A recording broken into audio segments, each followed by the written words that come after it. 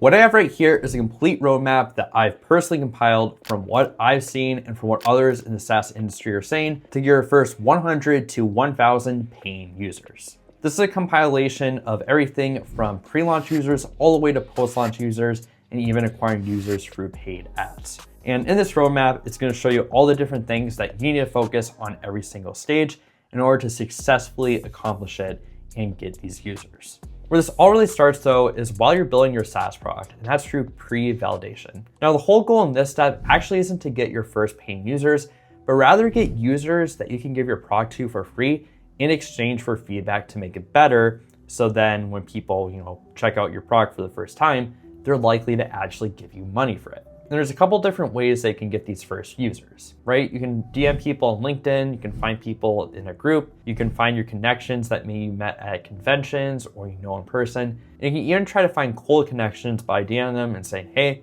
I have a friend who works in this industry and we're thinking about building this SaaS product for this industry. I want your feedback. There's a couple ways you can do it, but the goal here is, again, just to get your first few people who might be able to give you feedback on when you're building this product. But also too, in this stage, you want to validate if this is something that actually solves such a big enough problem for them where when they say if they're interested in their product, they're not like a sure yes interested.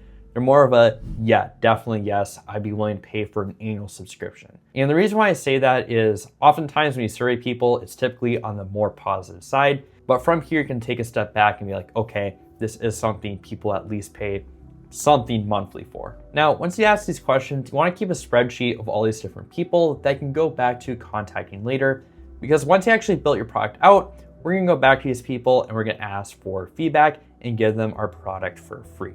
And what you're going to realize here is there's actually a lot of problems that you didn't realize existed. And with this feedback, it's going to help you improve it a lot. So that basically includes the pre-launch steps, which is literally just how can I get my first few users who are actually going to give me feedback so I can create a really good product. But once you have that down and you try to fix all your bugs, you're ready for the launch stage. And the goal here is to get your first 3 to 10K MRR. Now, this step is often the longest and the hardest step because you have to try to find ways to get people to buy your SaaS organically. And there's a few different ways you can do this. You can do cold email, you can do LinkedIn, you can build Facebook groups, school groups, you can go create a YouTube channel, you can do podcasts, blogs, SEO, Instagram, TikTok, the whole 9 yards. And I put together a compilation of where you can learn about these different growth strategies.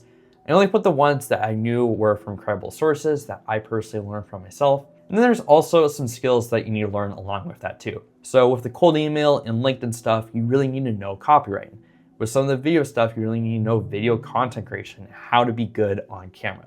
And then I also, of course, add a time frame too that you really need to consistently post for to understand if that's actually a viable growth channel for you. So for some stuff like cold email, it's really quick. It's maybe like a month. But for like YouTube and blogs and SEO, it can take 6 months before you really know if that is a viable growth channel for your product. So how do you actually figure out which growth channels you should do? Well, what you should probably do is you spend 1 or 2 weeks really thinking about these different growth channels or ones that aren't even on this list and try to figure out the 1 to 2 growth channels that you can really focus on to get your first paying users. And the reason why I say 1 or 2 is oftentimes people get distracted trying to do so many platforms, but because of all the noise and consistency that's required to break through on like social media, blogs, and anywhere on the internet now, you really can only do 1 or 2 things well. So stick to 1 or 2 growth channels for at least a few months and see if they're generating any momentum.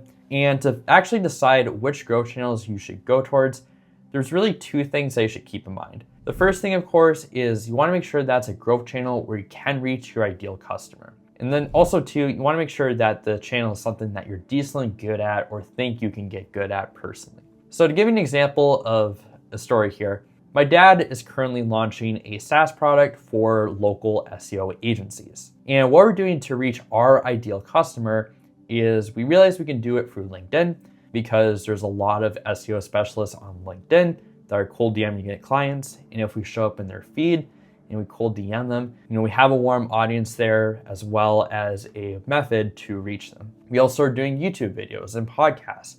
We already have a YouTube channel. We already have a podcast. And we know that for us, that's been pretty successful in the past. so we can just continue doing that and put a little insert for our product. But once you've chosen a growth channel and you're actually starting to generate some momentum, you can really focus on analytics. Now, what I think you should do, and I don't see a lot of people talking about this, is to actually set up Google Analytics for your website. And what Google Analytics does is it basically allows you to track the customer journey from people who clicked on your website to them making a purchase. To set up Google Analytics, it's pretty simple and it doesn't really cost any money unless you have a ton of traffic. But you'd basically search up a tutorial on how to add Google Analytics to your website, and then also search up another tutorial on how to add these different event tags, as they're called, along the funnel for your product.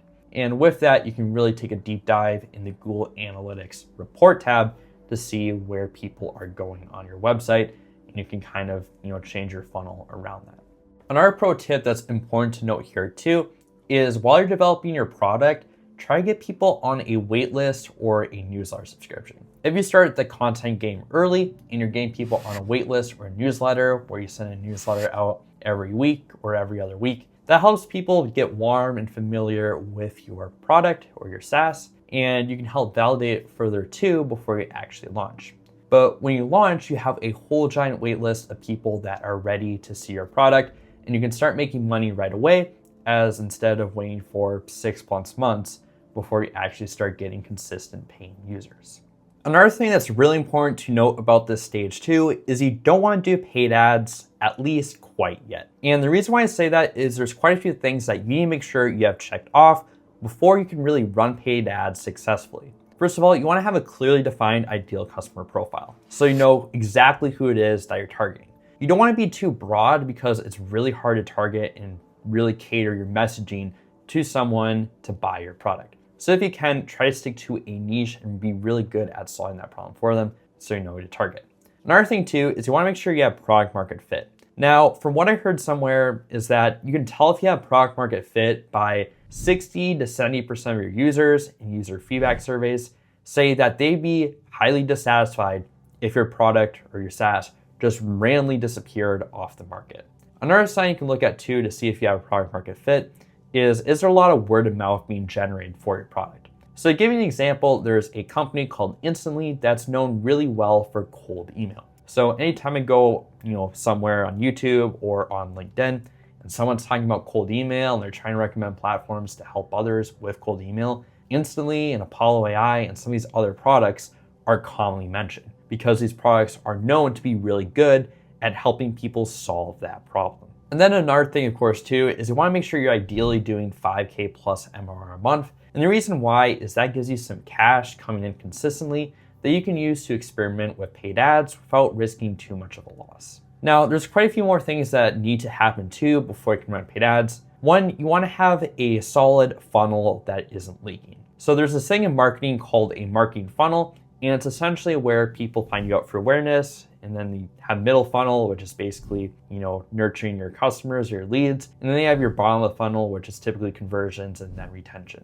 You want to make sure that you have a good funnel because with paid ads, oftentimes the consumer acquisition cost is a lot. It's like $200 to $300+. And if your funnel is leaking, meaning people don't stay for more than a few months, or, your landing page isn't converting, that's not good, and you're not going to get a good return on those ads.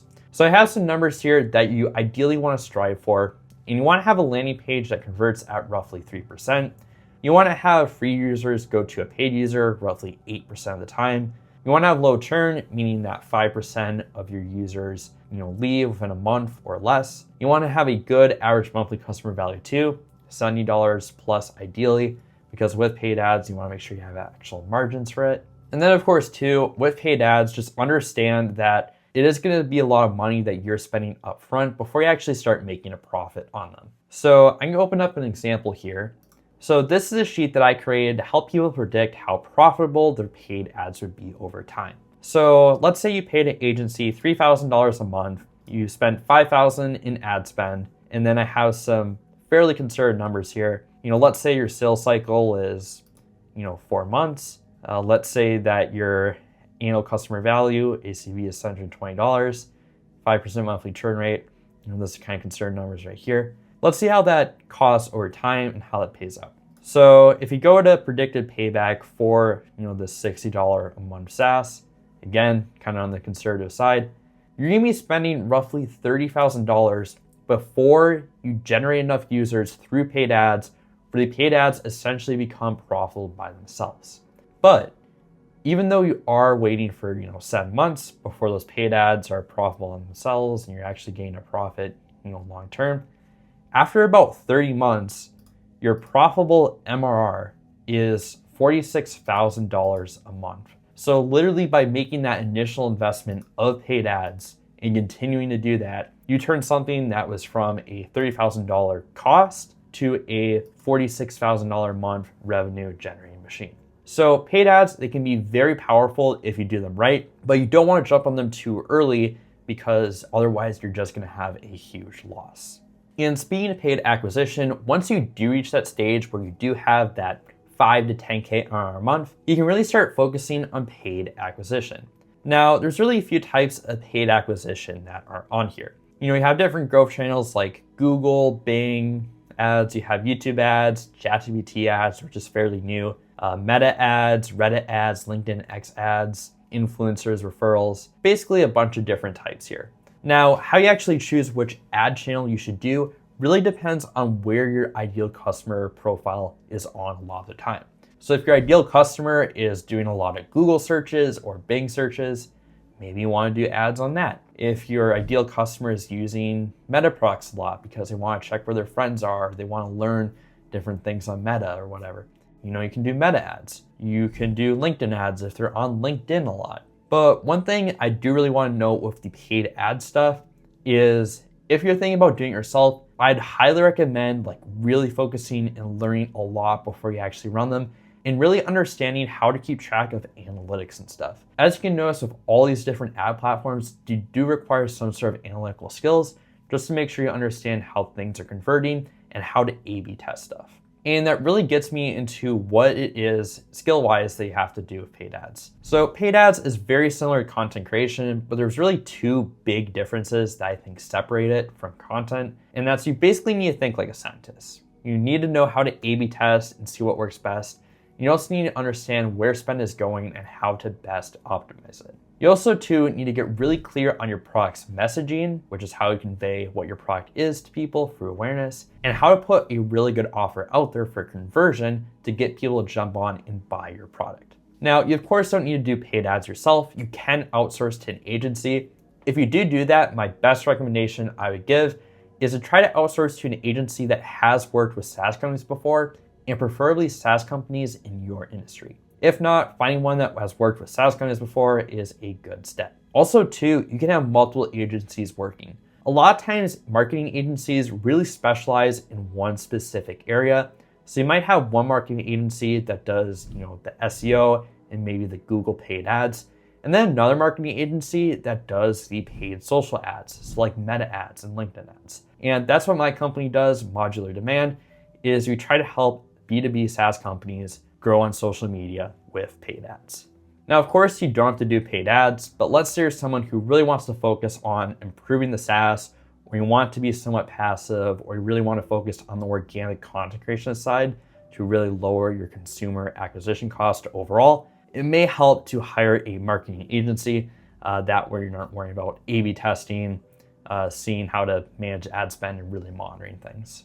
And then of course too, you don't have to run ads to really improve the amount of money you're making off your SaaS, right? You can spend money in other ways. You can improve your landing page. Literally going from a 1.5 to 3% converting landing page literally doubles whatever ad spend that you do. You can also hire a pricing expert. If someone's really knowledgeable on how to price your product and you get a higher return from that, that is really useful long term. And then there's other things too, like you can develop more useful features to help with retention. You can fix bugs to help with retention. You can add different add-ons that people pay extra for so you make more money. So that is another big thing to keep in mind as well. So this video really makes it seem like growing a SaaS is easy. But in reality is all these steps take a lot of time and a lot of learning and even trial and error to actually figure out if you're doing it right. And essentially what my goal is with this YouTube channel is to help people figure out how to grow in each of these different steps the best way that I can. The reality is a lot of the SaaS companies that you see out there that have grown really successfully, like Notion and Zapier, took years before they actually got to a point where they were really generating some momentum. And of course, too, with SaaS, there is obviously a bit of luck in that the problem that you're solving for is a problem that people really appreciate and need solved, and of course, are willing to pay money for. So yes, of course, if you're starting a SaaS and you're looking at this video on how to launch it and gain users, I do think it is a really good business model to go down towards, right? You're making a bit of passive income, and you obviously don't have to do a ton of work once you really get the ball moving. But one thing I will really say is that taking a SaaS from 0 paying users all the way to enough where you're making 25 to 50K MRR a month is honestly a lot of work. And the best recommendation I can give is if you're in that spot, maybe do this as something that's on the side while you're working a full-time job or have a business. That way you're kind of diversifying and you're not putting your eggs in one basket and something that obviously takes years to potentially grow. But anyways, I hope this video helped. And if it did, I would obviously love a like. And if you want to check out more videos on how to grow different areas to potentially reach that first, few thousand MRR, follow this channel and I am going to post more videos on that soon. Thank you for watching and goodbye.